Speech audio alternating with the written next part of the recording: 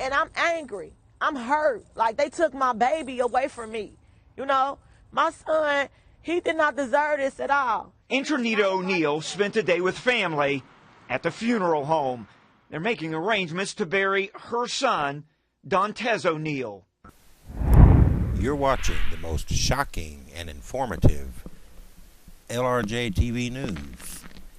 Hello, I'm LRJ. I need for you to watch this video, and when it's done playing, I'm going to come back and get ready for what I got to say. Let's go. My son was the sweetest person you can meet. He never met a stranger at all. She says Dantes was a former Hughes football player and track athlete. But Wednesday night, he was a suspect in an Avondale drug deal. Police say when they pulled him over, he pulled a gun and fired a shot at them. Investigators say Officer Orlando Smith was justified when he shot Dantes multiple times and killed him. He came up with a .45 caliber pistol. Investigators say a still unidentified suspect took off, and a third suspect, Robert Matthews, was hit in the wrist.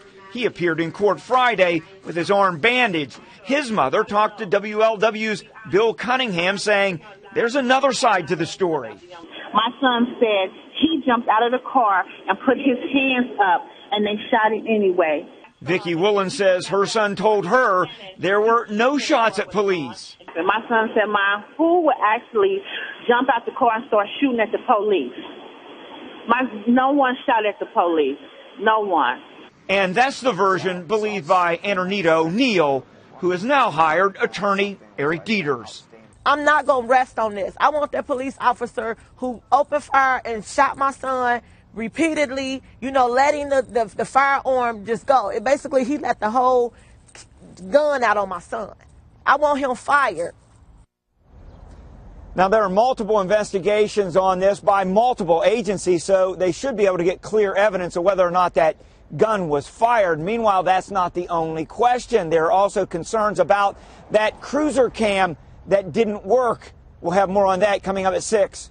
Reporting live, Brian Hemrick. I can't help but. Bibb County Sheriff David Davis wants people to know how important it is to have strict policies on discipline in any law enforcement agency. It shows that we're doing what we're supposed to do to protect the rights of the citizens, and also to make sure that our officers do what they're supposed to do. The sheriff's remarks come a week after people in Macon rallied at City Hall seeking justice for Sammy Junebug Davis Jr.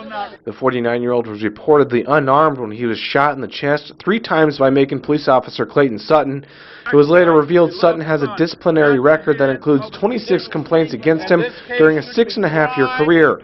Under the discipline taken column of Sutton's file, no further action is listed for 10 allegations, a point driven home by demonstrators. If an officer has 26 plus reprimands in his folder, and he's not getting reprimanded per se, there's something fishy. I mean, what kind of system are they running inside there? Davis says taking action is important every time a substantiated complaint is made, whether it be a written reprimand, a transfer, or termination. If you don't follow up on a substantiated claim, then it shows the other officers that they can pretty much do whatever they want to do, and that there will be no repercussions. Sutton's file shows several complaints for displaying bullying behavior and having a bad attitude, and it's these types of situations that Davis says will have a direct effect on how law enforcement officers will be viewed by the community. What the deputies do when they encounter the public is a reflection on our office, as well as a reflection on the sheriff. America, do you know what makes me sick?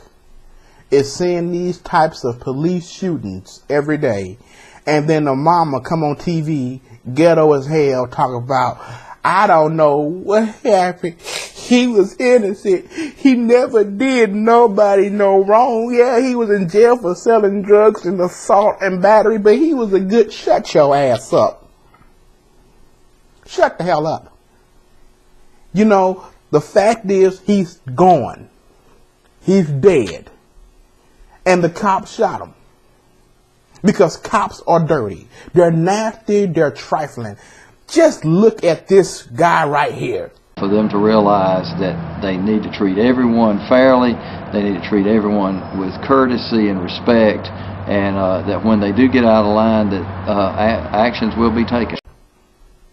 Enough said. They don't give a damn. That's why, as a parent, you raise your children to understand when you leave this house, there's cops out there who's waiting and begging to put a bullet in your damn head. Oh, LRJ, oh, that's just so wrong. It's not wrong. It's the truth. I'm LRJ. Rate, comment, and subscribe because you, big like you did. I love you all. Peace.